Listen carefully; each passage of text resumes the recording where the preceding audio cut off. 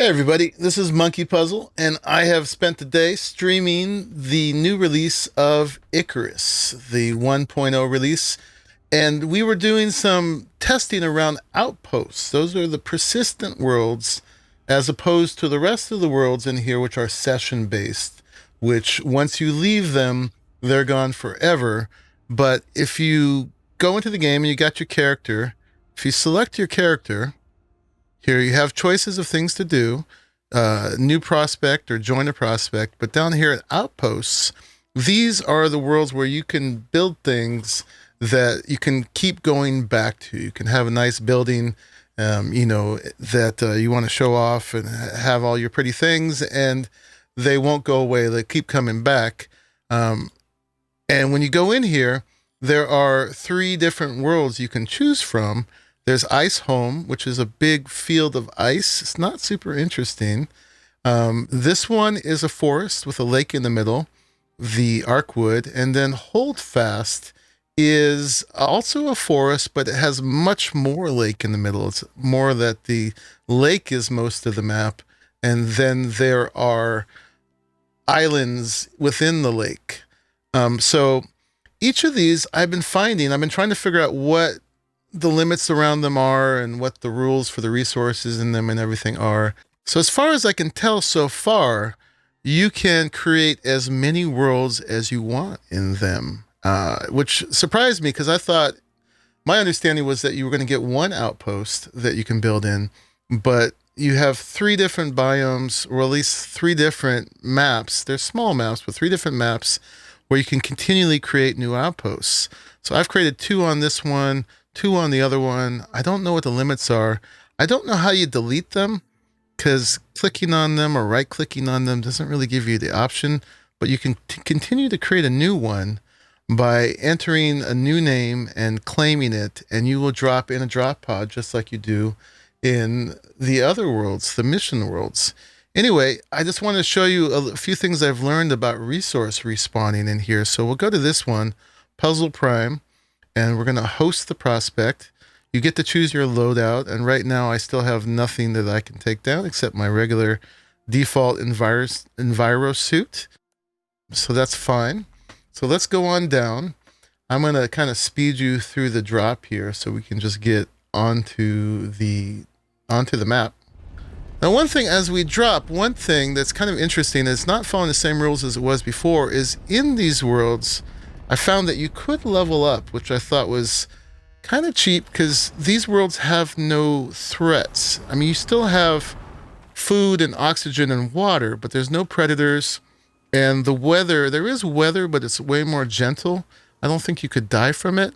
And so when I first was going down to these worlds, I was at the top of level 7, but not quite 8. But every time I left the worlds, I would be put back to the same level I was at when I first went to the outpost. Now, this last one, I got to level 8, and I actually kept it. So I actually can't tell you the rules around that now because I thought I understood them. I thought your level was reset to your mission world level every time you came. But now, I see that I've kept it. So we'll have to do further research about that. But the conclusion I had made earlier is you cannot use these worlds to level up, but maybe you can. I don't know. I haven't left the game completely, so maybe if I leave it completely and come back, that would happen. I'll tell you what, I am going to leave the world completely and come back and see if I actually keep those levels I've gained here. Be right back. Okay, completely closed the game. And now we're going back in. So another thing about these outposts is they basically function as single player worlds that you host.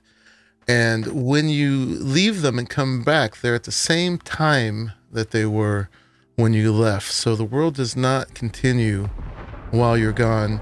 And you enter and exit them through your drop pod. Okay. So I still am level 8.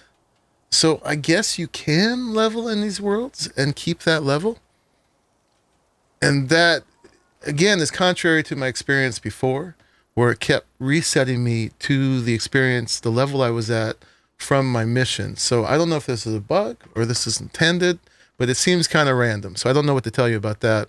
What's not random is that you keep your inventory here per outpost world. Because you know, in the mission worlds, when you leave, you keep nothing except things you buy out in the space station later on, which I haven't gotten to yet. But anything that's in your character inventory, anything on your hotbar is gone forever. But here, your whole loadout is replaced. Even though when I went down, you saw that my loadout was empty. As soon as you get to this world, you have the things that you have in this world. So I was thinking maybe you had to strip naked, put everything in the box when you left here, but you don't. The other thing, of course, that's persistent, that's advertised about it, is the structures. So if you put a structure down here, it will still be here. Now, there is a thing I placed here, and I need to find it. Okay, here it is. It's right here. I put this pillar here, just one, to test if the structures are persistent, and they are, and also to mark this place. So what I was wondering is, it's a very small map. If the resources don't respawn, then you'll have a really limited amount of resources to build with. So I wanted to test that. The map on this world, this biome, doesn't work. It always just shows you behind your pod here. In the Arkwoods one, the top one of that little triangle, the map does work. But also in the Arctic one, the map doesn't work. So you can't really use this here.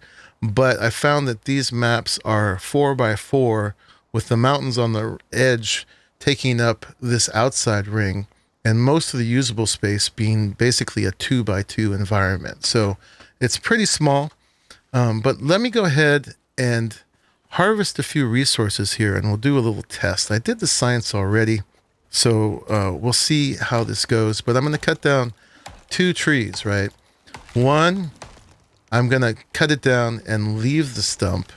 And the other one, I'm going to cut it down and I'm going to take the stump. And we're going to see if trees respawn at all. And we're going to see if leaving a stump or not makes a difference in whether they respawn. Because my experience has been, at least in the beta, in the mission worlds, that trees don't respawn. I haven't seen it. I played the first half of the betas, so I don't know if that changed in the second half of the betas. The other thing is that in the mission worlds, as far as I understand it, that metal does not respawn. So we've got this metal node right here. So let's go ahead and harvest it and see if it comes back when we leave the world and we come back. We're going to try that. Now, one thing I found with this is it's super important that you take the whole node. There's cases sometimes where a bit of the node is in the ground and you can't remove the whole thing. And we'll do a test around that too to see if removing the whole node makes a difference. So you hear that little crunch sound at the end there? That's the sound for when you get a full node. And let's go back here. So here's this one. We're just going to take a little chunk out of this and we'll see if it respawns, right? We're just going to take a little piece, leave a little hole. Go ahead and grab that back. And then the same thing applies for stones as well. In fact, here's a stone right here.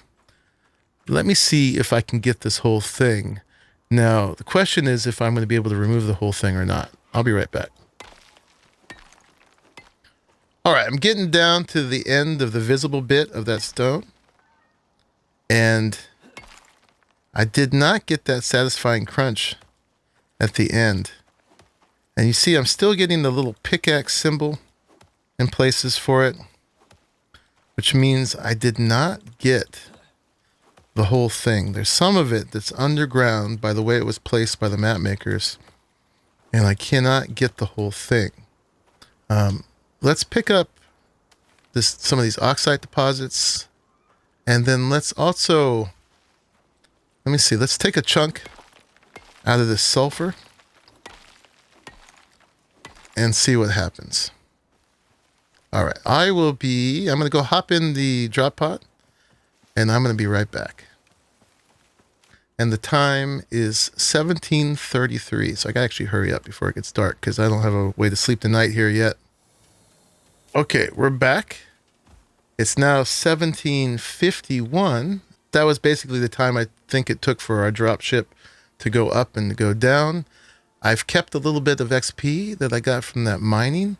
I don't know if that will go away if I go into a mission world or not. Let me again find that spot where we were doing that testing. It's right over here this time. We landed on the other side of it. So let's check on a few things. So that stone did not come back. Those two small ones I picked up of the oxide deposit did come back. The sulfur still has the hole in it. My post, of course, is still there because that's the whole point of these worlds. Those two trees that one, the stump was left, one, the stump was taken away, are both back. So those come back whether or not you take the whole thing. And then let's go check on the iron in here. This little cave. So that one, where we clearly got the whole thing, the iron did respawn. So inorganic materials can definitely come back, but you have to take the whole thing. This iron that we took a chunk of is still here as we left it. So the lesson is that resources are completely respawnable in the outposts in Icarus. For the organic resources, it doesn't matter whether you take the whole thing or not. You can leave your tree stumps and the trees will grow back. But for the inorganic resources, you have to get the whole thing. So some things, as you saw, you may not be able to get the whole thing. So you are going to lose some of the resources just by the fact that you can't get the whole thing. So I think it would be really valuable to get this skill here in the talent tree. In the resources tab, there is the under the rock star right here. This is increased stone from mining. All the way down here at the bottom, there's Lucky Strike. And that gives you a chance to mine a deposit in one hit. Now, you won't always get it, but in your outposts, if you get Lucky Strike and it instantly takes the whole rock, hopefully that will also get the part of it that is underground that you can't get. And so, yeah, I definitely recommend getting that skill for your outposts so that you can take the whole thing and you have a chance of it respawning. Otherwise, some of your resources here are going to come back and some of them you're going to lose. So anyway, that's as much as I've learned so far from this, but we had to do a little bit of science to figure that out. So I thought I would share it with you all because hopefully it's valuable. Trying to learn what we're working with here, what we have available to us, and what we don't. Anyway, this is Monkey Puzzle. I hope this was helpful for your time in Icarus, and have fun building in your outpost. Bye-bye.